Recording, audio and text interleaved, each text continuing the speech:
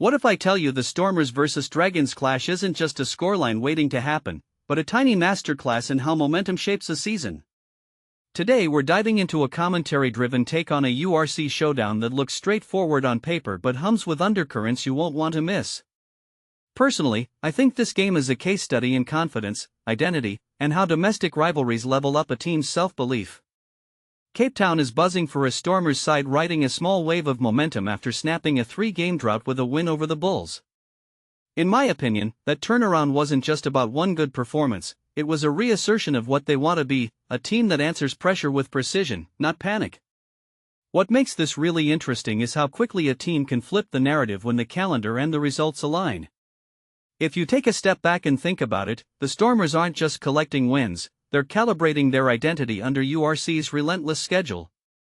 Let's unpack the layers the live feed hints at, but through a lens that fans often miss.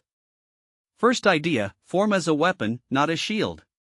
The Stormers' recent victory over the Bulls signals more than a one-off result. It's a statement that their depth is real and that they can elevate when the game tightens. What this really suggests is a culture where players don't cling to past glory but chase the next gear. What many people don't realize is that momentum in rugby isn't just confidence, it's a shared sense that the system works under pressure.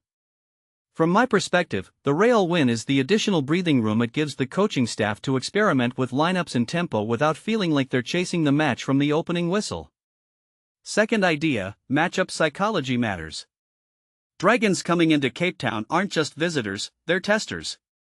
The Welsh side has a track record that's solid but not overwhelming in this competition, which sets up a dynamic. Can the Stormers impose their home state rhythm early, or will Dragons punch back with a stubborn defense and quick breaks?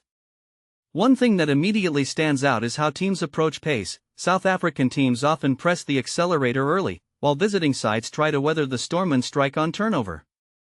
What this really highlights is a larger trend in URC. Games are increasingly decided by how well teams survive the first 20 minutes, not by who wins the aerial duel or maul contest alone.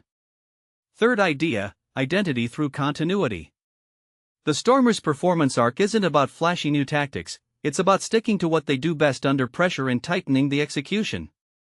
A detail I find fascinating is the balance they strike between aggressive ball-in-hand play and disciplined territory management. What this raises is a deeper question: can you be stylish and stable at the same time? In my opinion, you can if you treat structure as the canvas and creativity as the brushstrokes. If you step back and look, the Stormers aren't reinventing rugby, they're refining a philosophy and letting it guide decision-making at the line and in the backline. Deeper insight: context matters beyond the scoreboard. The Dragons' 5-pointer plans, kicking patterns, and defensive shape will reveal how URC is behaving like a living ecosystem. The broader trend here is how domestic leagues are converging on a style that blends regional pragmatism with global adaptability. What this really suggests is that teams are learning to compress and expand their identities to exploit opponents' weaknesses while shoring up their own gaps. If you're listening closely, you'll hear coaches talking about game control more than game plan, implying a shift toward adaptability as a core skill. Fourth idea: the crowd as a force multiplier. Cape Town in URC isn't just ambience, it's a feedback machine. The atmosphere can tell penalties, spark team confidence, and even influence officiating tempo through decibel cues. What makes this really interesting is how the home crowd becomes part of the tactical conversation. It's not just energy, it's field-side data on how a team is handling pressure. From my perspective, the bigger takeaway is that modern rugby isn't just played on the white lines, it's played in the breath between moments when supporters and players sync up to push the needle a little further each sequence. Deeper closing thought: what happens after the match can be the more telling story. If the Stormers keep their form, it isn't just about 3 or 4 more wins, it's about whether they've built a fortress mentality that keeps bearing fruit when the competition tightens later in the season. For the Dragons, the question becomes: what adjustments keep them competitive in a league that's closing gaps between teams? This is where the URC continues to evolve into a tournament about longevity, not just a single-night showcase. Final reflection: the narrative is shifting from who's hot to who sustains growth. The Stormers' moment looks like a chorus line in a longer song. The tempo might rise, then dip, but the core melody, discipline, identity, and tempo control remains.